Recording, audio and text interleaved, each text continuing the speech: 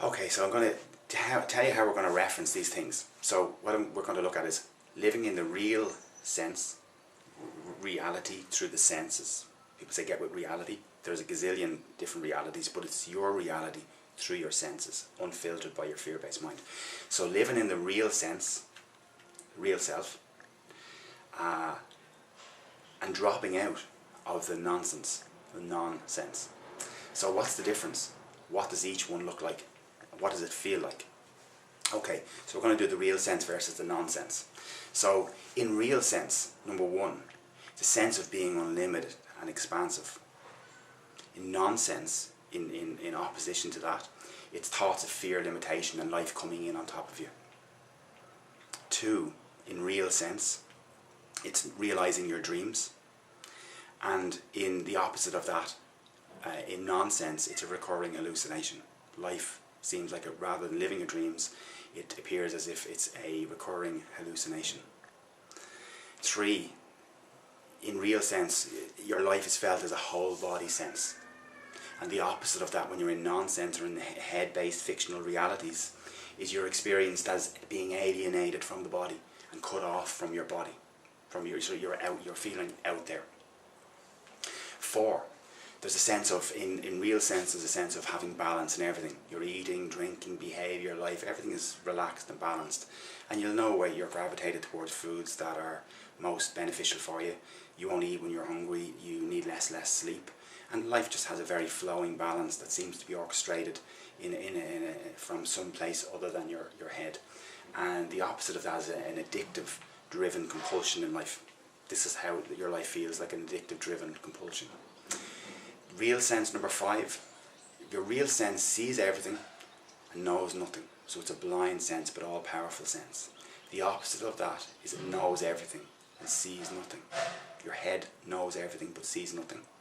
And your real sense, your universal sense, knows or sees everything but knows nothing. It's really important. Sense sees everything, knows nothing. Non-sense knows everything but can see nothing.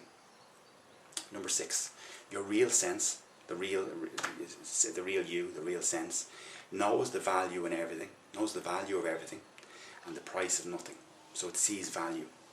So your unconscious, subconscious, universal intelligence, real sense sees value where others don't see value. But it doesn't put prices on it, doesn't know anything about a price.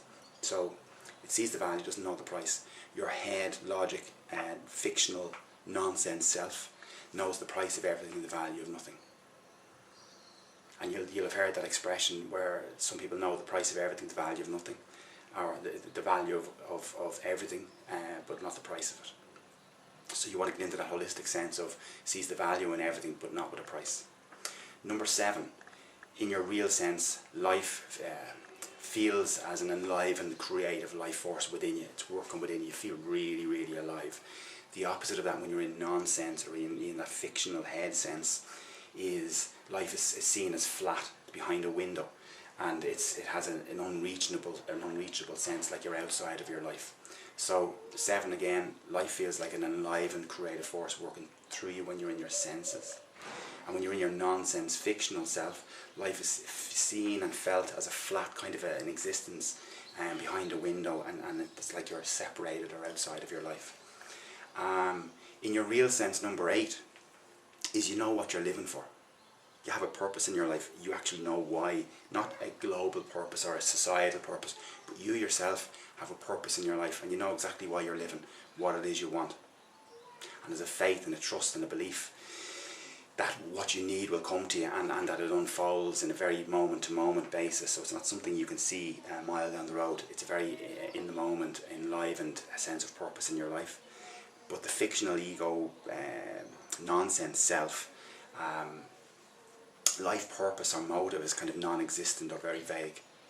And that's the feeling or the sense you'll get in that small mind, fictional, nonsense, head-based self. 9, in the real sense, big mind, and I should say that the real sense is always the big mind. So number 9, you have traction and you have motivation in your living. So you're getting traction and you have motive, feeling motive. Motivation comes from the Latin word movare, to feel. So when you feel, when you emote, when you have emotion, emotion moves you. So you have traction in your life. You feel as if you're going somewhere, or you're achieving something. The opposite of that in the nonsense, fictional, small mind, small self, is that life feels like a Groundhog Day, like a reality loop that's going round and round and round. Some days you think you're making progress until you get to the 360 and you realise, same view, different day, I've been around here before. Number 10, in the real sense, big mind, universal mind, is you have a sense of the big me. You have a love for all, love for everyone, love and appreciation for everything. And that comes from a true sense of through you, not a religious sense of love everybody as yourself, but you love everybody because it is something that just comes from you as a natural result of living in your big self. And you don't have fear. Fear just doesn't exist in that space. You've great certainty, great clarity, and it all comes from and with an inner knowing. Just an inner knowing of things that maybe you shouldn't know, things that you've never learned, but things that you just simply know and understand. Whereas the small mind, the nonsense, fictional self, little me, is fearful, it is needy, it craves security, it lives in a constant uncertainty, and it doesn't take risks, very fear-based. So every part of the small fictional mind-based something is about the avoidance of risk. So it's always about the avoidance of risk rather than moving towards what you want with certainty. It's the avoidance of risk or anything that you don't want. And number 11, last one, in that real sense, unlimited mind, big mind, there's a sense of solidness. It's an inflated energy, but not an inflated energy as in out there, but it's like a tire inflated. It's like you actually inhabit the sense of yourself. So there's no deflation, there's no room, there's no cracks in you, in your energy, there's no cracks for things to get in on you. You just have this kind of solid, not solid, but you have an exuberance about you. It's a very positive exuberance, and negativity just doesn't get in there. It's a positive expression from the big mind and the real self. Whereas in the small mind, the fictional self, the head-based self, there's a sense of leaning. There's always a sense, rather than a sense of being very grounded, very solid in your standing in where you are. There's a sense of leaning, a fear of falling, a fear of crashing, and there's a deflated energy. There's a fearful energy, and fear floods in. Fear floods into this. It's like the dam's broken, and the world and fear, and its resonance and frequency and vibration. And I suppose the difference in, you could say, there are two hemispheres of the mind, big me, small me, but the unity consciousness, the holistic mind, is when your left and right brain are working together, and that polarity is no longer swinging you like a weight on a rope, swinging you around and around and around. So that's the sense of the big me. It's going to run through the sense of what it's like to inhabit the real you, the real sense of you, the rather than the nonsense. When you're in sense, when you're in that holistic mind, is you have a sense of being unlimited and expansive. You have a sense that every day you're realising your dreams. Your life is felt as a whole body sense, an integrated body sense. You have balance in everything, your eating, your drinking, your behaviour. It seems to be, there's no swings and wild roundabouts. You only eat what you need, you only sleep when you need to sleep. And you see everything. But you know nothing. So you have this bigger intelligence about you. Life is felt as an enlivened creative force running through you. And you know what you're living for. There's a purpose coming through you, not from here, but through you. You have traction and motivation in your life.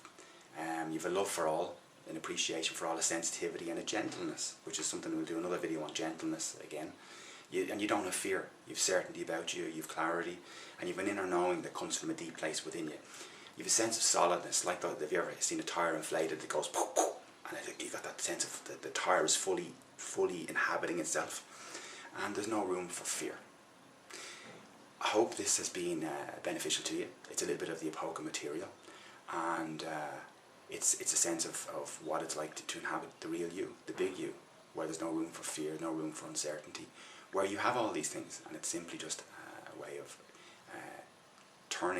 switching on your access to the real you and all the characteristics of living in the real world, and never again living in the world of nonsense, as C.S. Lewis beautifully put in Alice in Wonderland.